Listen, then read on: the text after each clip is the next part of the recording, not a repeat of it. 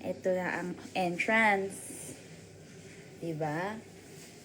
Room tour. Huwag na lang kayo mag-screenshot ng mukha ko kasi mamaya mag-aayos ulit ako pagising. Pero ngayon, wala man ako makeup. So, ayan. 2 bed. Tig-isa kami ni Calista Denise. Tapos dun yung banyo namin. Nakita na naman yan kanina. Tapos, here's the view. Anes? Yung nasa clear na lalagyan. Yung may pump. Hindi yan, shampoo conditioner yan. Yung isa. Hindi. Yung nasa, ano lang siya, brown. Yan. Di ba parang Pinas? Ayan ang view namin. Ayun.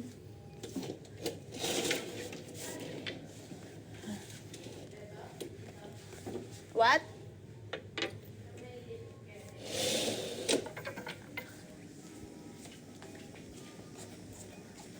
Sawadika. Nakita mo na? Ito. Ayan. Anyways. So, sige na nga, sisimulan ko na yung kwento kahit wala pa yung nanay ko. Ganto kasi nangyari. 'Di ba? First out of the country ko, namin ni Elle. Kasi syempre si Calista Denise nakapag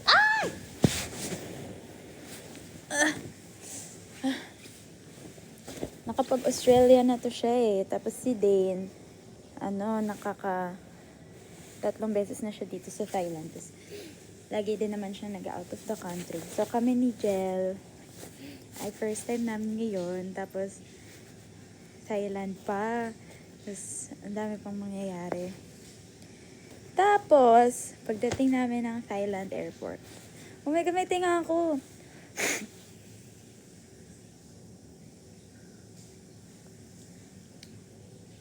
May tinga ako, guys.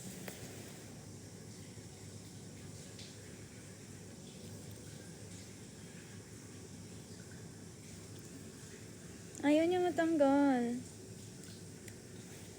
Lalayuan ko na lang. So, ayun. Pagdating namin ng Thailand airport, sa kasamaang palad, nawawala po ang bagahe ko. Yes! Nawawala ang bagahe ni Kalistaan. Hindi matagpuan sa Thailand airport ang aking bagahe. Paano, bakit, saan, hindi ko alam paano siya nangyari. Yung bagahe ko po, yung luggage ko, ay may picture ni Jungkook. May, may tag. May letter A for Anne. Tapos, yun. Pagdating namin, after kasi namin sa immigration sa Thailand, nakababa na, hindi na umiikot yung conveyor belt. Basta hindi tapos na. Kumbaga nasa lapag na lahat ng luggage. So, kampante pa ako nung una, lalakad ako, hinahanap ko pa yung maleta ko. Ending, sa lahat ng nandun sa bagahe na yon, yung akin lang yung wala. Sa akin lang yung nawala. Guys, imagine. So, ang laman po ng luggage ko ay yung suot ko for tomorrow. Galing-galing talaga. Yung suot ko, pati shoes ko for tomorrow na pinastyle pa namin. Take note, pinastyle namin siya. And then, yung damit ko for this whole trip, nakinurate ko pa everyday. Nandun. Yung 3 pair of shoes ko nandun. Yung pang straight ko ng hair nandun. Yung pang kulot ko ng hair nandun. Yung face mist ko. Sa madaling salita, wala siyang susuotin. Yung underwear ko, yes, sa madaling salita, wala po akong suot. So, ang tanging damit na dala ko, itong suot ko ngayon, pati sapatos ko. Good thing is nandito sa akin yung makeup ko, yung mga toiletries ko, yung camera ko, yung iPad ko, yung headphones ko. Wala naman akong super duper important thing na nandun. Basta ang nandun lang talaga is yung suot ko for tomorrow and yung damit ko for the whole trip. Some of my perfumes are there. Ang nasa bag ko lang yung mga atomizer ko. Tapos wala akong setting spray, wala akong anything, wala. So, sabi sa akin sa airport, iko-contact daw nila ako if ever may update about my luggage. At kung makikita ba nila doon sa airport, or may possibility daw na naiwan sa Manila yung yung luggage ko. Ano ba yun? Kung ano na sinasabi ko. Tapos, ayun. Hindi ko alam gagawin ko, guys. Ano ba sa tingin nyo? What should I do?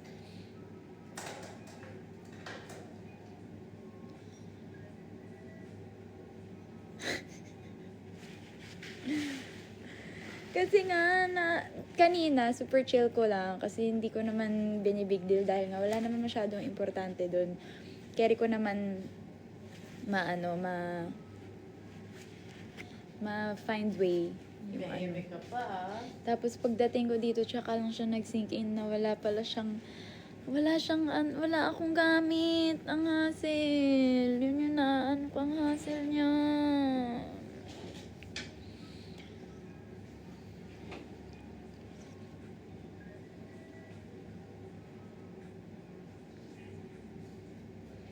Imagine, first out of the country ko, tapos nawala agad yung bagahe ko.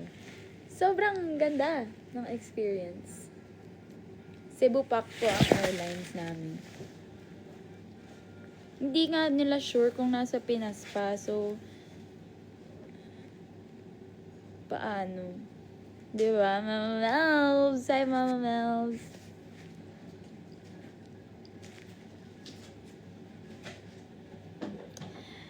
Ay, si Siam Center. Siam? Tawag natin para ma-check. Kanino po itatawag? Opo, sabay-sabay kaming apat. Pangalawa pa nga ako sa aming apat na chinek-in. As in, tinignan ko pa mabuti. Nilalagay yung sticker. Tapos, gineme na. Tapos, ayun.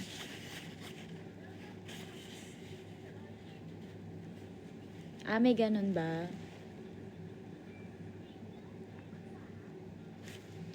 Paano yun? Wala nga akong pang-call. Kaninong patatawag?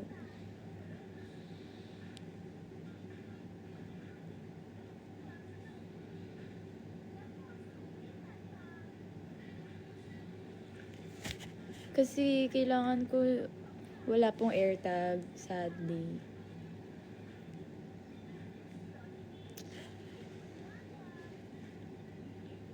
Yeah, iniwan ko po yung iniwan ko yung address ng hotel, pati contact number ko. Stress ako.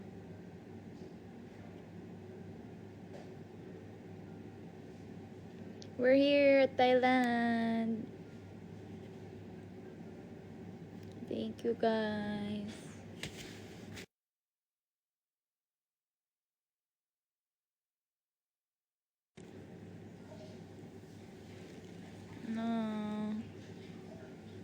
Nag-live lang ako para mag-rant. Tsaka para baka matulungan niyo ako. Andito naman po yung makeup ko. And wala pa naman kaming gagawin ngayon dito. So, pwede pa tong damit ko na pinangpunta ko dito sa Thailand. May name, may initials ko po. May letter A. Sa bag.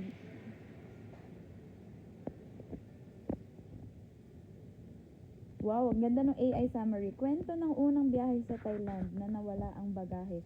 I-comment ang advice mo. Salamat ah.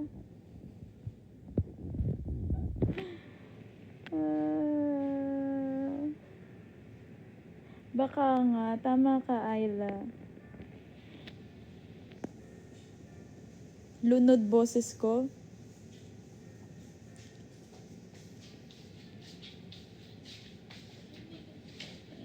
Meron po ba kayong mabibigay na contact number para ako na lang tatawag?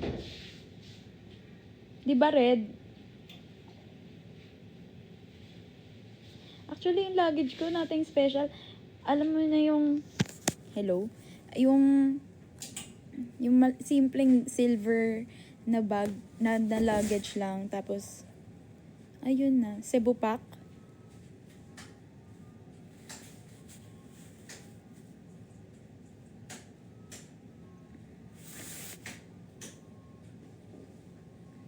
Dami ko pa naman planong gawin sa bagahe ko. Gusto ko pa naman siyang i-unpack. Kasi nga hanggang 8 pa kami dito. Amazing! Meron pong iniwan, pero... Thank you, Wiggy!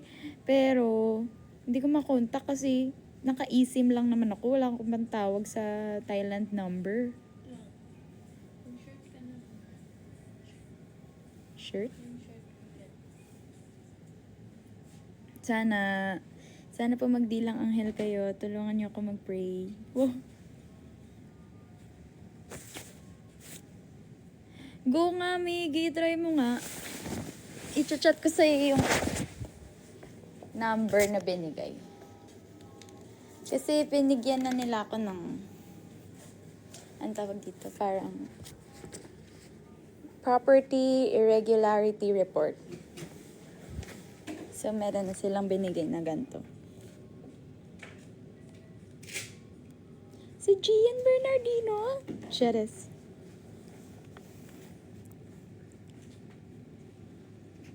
Okay.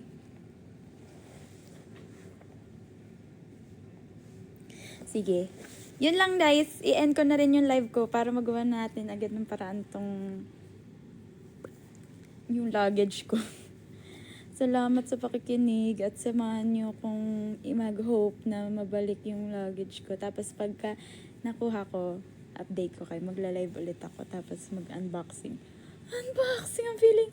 Yun lang guys. Papahinga na muna ako. Tapos asikasuhin ko yung kong luggage ko. Thank you so much po. Thank you sa A-list sa sumalubong sa amin kanina sa Thailand airport.